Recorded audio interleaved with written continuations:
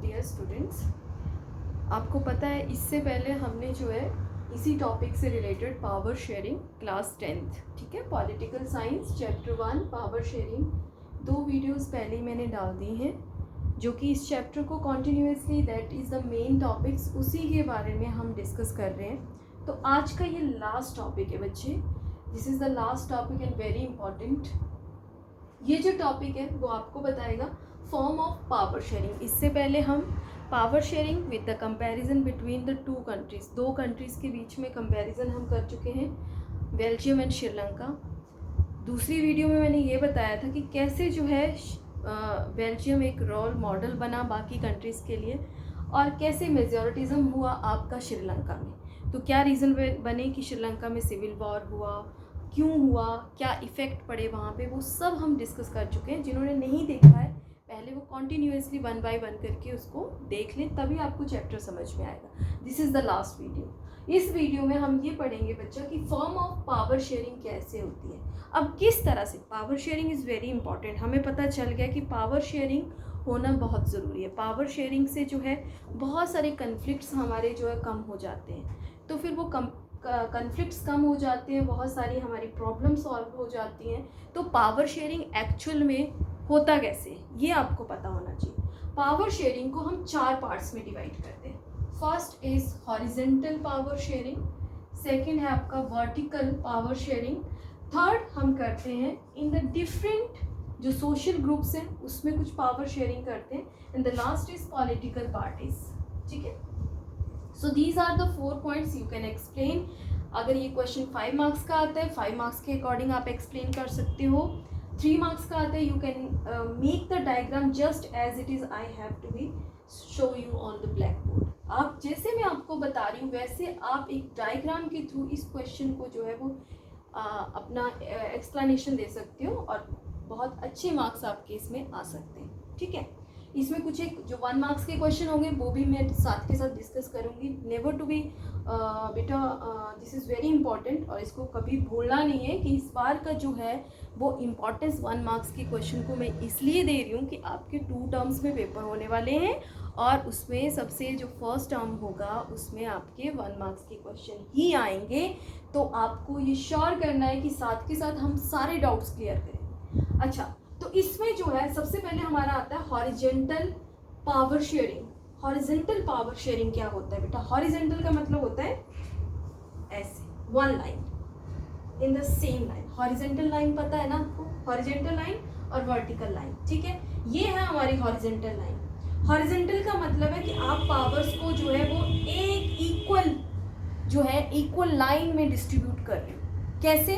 वो इसके 3 ऑर्गन्स हैं जिसमें हम इसको डिवाइड करते हैं। हॉरिजेंटल पावर शेयरिंग को हम डिवाइड कर रहे हैं लेजिस्लेटिव, एग्जीक्यूटिव एंड जुडिशरी। कितने पार्ट्स में बेटा? 3 पार्ट्स में। अगेन लिसन, कितना? Legislative, executive and judiciary. Legislative जो पार्लियामेंट है, ठीक है, जिन लोगों को रिप्रेजेंटेटिव्स को हम चुन के भेजते हैं।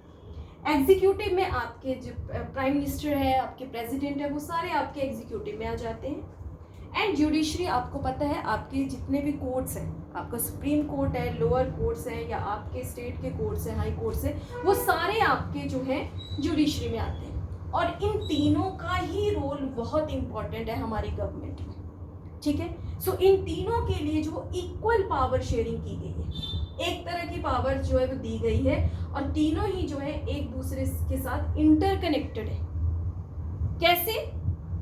लेजिस्लेटिव आपके लॉ को बनाती है, जितने भी आपके लॉज बनते हैं, लॉ मतलब कानून बनते हैं देश में, उसको कौन बनाता है? लेजिस्लेटिव। ठीक है, उन कानून को पास कौन करता है? उस पे सिग्नेचर जब तक नहीं होंगे तब तक वो पास नहीं होगा। और आपको पता है एग्जीक्यूटिव जो है वो आपके लॉज को पास करेगा, आपके जितने भी लॉ हैं उनको पास करेगा एग्जीक्यूटिव। और जुडिशरी क्या करता है बेटा? उन लॉ को मेंटेन कर रखता है और उनको सोसाइटी में कैसे मेंटेन करना है उसकी मेंटेनेंस। कोई जो है उसके रिगार्डिंग कोई जो है वो इशू क्रिएट तो नहीं हो रहा है, ठीक है, कोई इशू क्रिएट तो नहीं हो रहा है, उसकी मेंटेन जो करेगा लॉ वो करेगा आपका जुडिशरी। ठीक है, तो इसमें कितने आ गए आपके? हमारे तीनों ही इंपॉर्टेंट है। लेजिस्लेटिव आपके लॉ बनाता है, एग्जीक्यूटिव लॉ को पास करता है, और जुडिशरी आपके लॉज को मेंटेन करता है। तो ये तीनों ही बहुत इंपॉर्टेंट है। और एक नंबर का क्वेश्चन क्या आ सकता है बेटा कि हॉरिजॉन्टल जो पावर शेयरिंग है उसको हम किस नाम से जानते हैं? तो उसको हम एक और नाम से जानते हैं, उसको बोलते हैं हम check and balance. Check and balance का मतलब है ये तीनों ही इंटरकनेक्टेड है और तीनों ही एक दूसरे की पावर के ऊपर चेक रखते हैं कि कोई जो है अपनी पावर का मिसयूज तो नहीं कर रहा है इन तीनों में से। सो तीनों ही एक दूसरे की पावर्स को क्या करते हैं? चेक और बैलेंस में अपनी पावर को यूज करते हैं। सो हॉरिजॉन्टल जो आपकी पावर शेयरिंग है उसको हम check and balance power sharing भी बोलते हैं, इसको हॉरिजॉन्टल पावर शेयरिंग भी बोलते हैं। अगर एक नंबर का क्वेश्चन आता है explain the horizontal power sharing, make this diagram, only right legislative, executive and judiciary. Okay, if he asking the question ki what is another name of horizontal power sharing, yeah, which organ is called the horizontal power sharing, yeah, which is called the balance, check and balance, balance जो है किस organs को बोला गया है? तो वो हमारा आता है हॉरिजॉन्टल पावर शेयरिंग। ठीक है, क्लियर? तो 1 मार्क्स का क्वेश्चन आपका जहां से भी आता है आपको क्लियर हो जाना चाहिए। Check and balance, horizontal, horizontal mean legislative, executive and judiciary. अब आते हैं हम नेक्स्ट के ऊपर। वर्टिकल क्या है? वर्टिकल का मतलब है ऊपर से नीचे, ये वर्टिकल लाइंस होती हैं आपकी, इसको हम वर्टिकल बोलते हैं। अब वर्टिकल की पावर शेयरिंग कैसे होती है? वर्टिकल की पावर शेयरिंग होती है बेटा जब हम अपनी पावर्स को वर्टिकल वे में जो है डिवाइड करेंगे। सबसे पहले सेंटर की गवर्नमेंट सुनी होगी आपने, एक सेंटर में गवर्नमेंट होती है, फिर स्टेट वाइज भी गवर्नमेंट होती है, फिर लोकल गवर्नमेंट भी होती है। तो हम इस तरह से अपनी पावर्स को डिवाइड करते हैं। कैसे? पहले सेंट्रल गवर्नमेंट, फिर state government and then local government. ठीक है, तीनों के अपने अपने काम हैं और तीनों को जो है पावर्स जो है वो कैसे आती हैं? पावर्स डिवाइड होते हैं। ये हाई से हम लो की तरफ आ रहे हैं तो इसको high to lower level government भी कहा जाता है, power sharing, sorry, high to lower level power sharing कौन सा होता है? Vertical power sharing. Number 1 question again asking that which power sharing is called the high to lower level power sharing, तो वो हमारी होती है वर्टिकल। कौन सी वाली बेटा? वर्टिकल। वर्टिकल अगर ये पूछा जाता है how to be share the powers in vertical power sharing, you can explain that, you can draw this diagram just like that. Your answer is absolutely right. कैसे?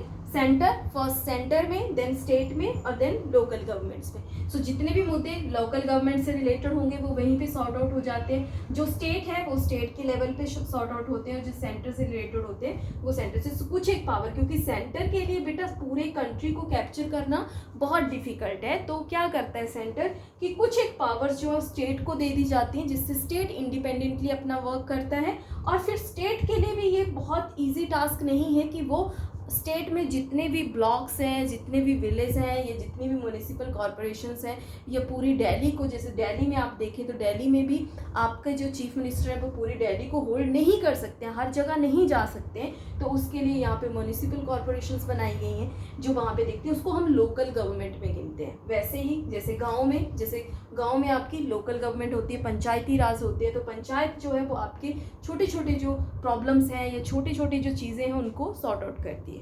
तो ये होती है हमारी सेंटर, स्टेट और लोकल गवर्नमेंट, जिसको हम vertical वे में, कैसे? ऊपर से नीचे, वर्टिकल पावर शेयरिंग, और जिसको हम high to lower level power sharing भी बोलते हैं। दोनों ही क्वेश्चन आपके क्लियर हो जाते हैं अकॉर्डिंग टू द 1 मार्क्स। ठीक है, now comes on the third point and that is in a different social group. अब कुछ एक पावर शेयरिंग होती है बेटा जिनको हम कुछ सोशल ग्रुप्स में भी डिवाइड करते हैं। अब ऐसा होता है बेटा कि हमारा जितने भी हमारा देश है उसमें एक तरह के रिलीजियस के लोग नहीं रहते, रिलीजन के लोग नहीं हैं, एक तरह के पर्सन्स, डिफरेंट लैंग्वेज स्पीकर लोग हैं। जैसे बेल्जियम में हमने पढ़ा है, तो बेल्जियम ने हमने क्या देखा था, बेल्जियम को क्यों हमने रोल मॉडल बोला है? क्योंकि बेल्जियम ने है सेंटर और स्टेट गवर्नमेंट के साथ साथ उन्होंने एक कम्युनिटी गवर्नमेंट भी बनाई थी। वो आती है हमारी किसके लिए? सोशल ग्रुप के लिए, क्योंकि उन्होंने जो है वो अपनी लैंग्वेज के बेसिस के ऊपर भी एक कम्युनिटी गवर्नमेंट बनाई जो कि अपने ही, जैसे जर्मन स्पीकिंग लोग हैं तो वो अपनी एक छोटी सी कम्युनिटी बनाते हैं और जितनी भी जर्मन से रिलेटेड प्रॉब्लम होगी वो उनको सॉर्ट आउट करेंगे। जो आपके जो है फ्रेंच वाले होंगे वो फ्रेंच की, ठीक है, जो आपके डच होंगे वो डच की। तो इस तरह से वहाँ पे बना था। सेम एज हैपन अभी जो हमारा अभी का टाइम है, अब भी जो है क्या किया जाता है कि जो वीकर सेक्शंस है, जो SC ST OBC में आते हैं, ऐसे वीकर सेक्शन है, वुमेन्स हो गई, तो उनको लिए जो है वो गवर्नमेंट क्या करती है, उनके लिए रिजर्वेशंस देती है, उनके लिए कुछ एक कॉन्स्टिट्यूएंसीज रिजर्व कर दी जाती है। क्यों रिजर्व कर दी जाती है? ताकि उनको जो है कभी भी मेजॉरिटिज्म जो है वो माइनॉरिटिज्म के ऊपर हावी ना हो पाए। मतलब उनको भी उतना ही राइट है जितना कि मेजॉरिटिज्म वालों को है। इसलिए जो माइनॉरिटी में ग्रुप्स हैं, जो माइनॉरिटी सेक्शन के ग्रुप्स हैं, उनके लिए स्पेशल फैसिलिटीज़ देती है गवर्नमेंट, स्पेशल पावर्स उनको दी जाती हैं ताकि वो भी अपनी प्रॉब्लम्स को आगे रखें और उनकी कम्युनिटी के लिए भी बेटरमेंट के वर्क किए जाएं। ठीक है, जैसे मैंने अभी आपको बताया था कि प्राइम मिनिस्टर मोदी जी ने जो कैबिनेट अब चेंज करी है तो उसमें OBC की कैटेगरी के बहुत सारे लोगों को जो है वो बहुत सारे नेता जो कैबिनेट मिनिस्टर्स बने हैं। ठीक है, तो वो क्यों बने हैं, किस लिए किया गया है? क्योंकि this is also called the social group power sharing. इसको हम बोलते हैं social group power sharing. Clear? Social group power sharing मतलब जिसमें आप OBC SC ST वुमेन्स को आप जो है वो क्या दे रहे हो, मौका दे रहे हो आगे आने का, ताकि वो उनसे रिलेटेड प्रॉब्लम्स को सामने लाए और उनके लिए काम करे गवर्नमेंट। ठीक है, and last is the political parties.